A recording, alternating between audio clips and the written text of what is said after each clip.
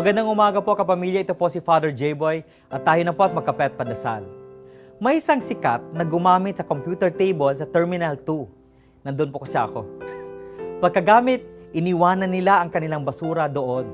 Sabi ng aking katabi, baka akala nila dahil sikat sila, meron silang special privileges. Sabi naman po ng nasa harapan ko, actually, wala yan sa kung ano sila, nasa breeding yan. Nakikita ang ating pinanggalingan sa ating mga gawain. Nakikita kung paano tayo pinalaki ng ating mga magulang sa ating pagtrato sa iba. Ito ang kasukdul-sukdulan ng mabuting asal. Gawin nyo sa iba ang gusto ninyong gawin sa inyo. Halimbawa, ang bring home na ugali nating Pinoy.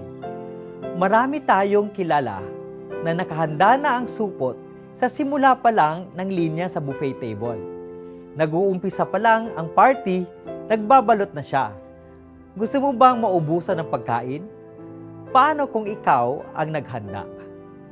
Kung iniisip na ang nagte-take home at nang sikat na yon ang susunod sa kanya, hindi niya gagawin ito. Walang problema sa take home.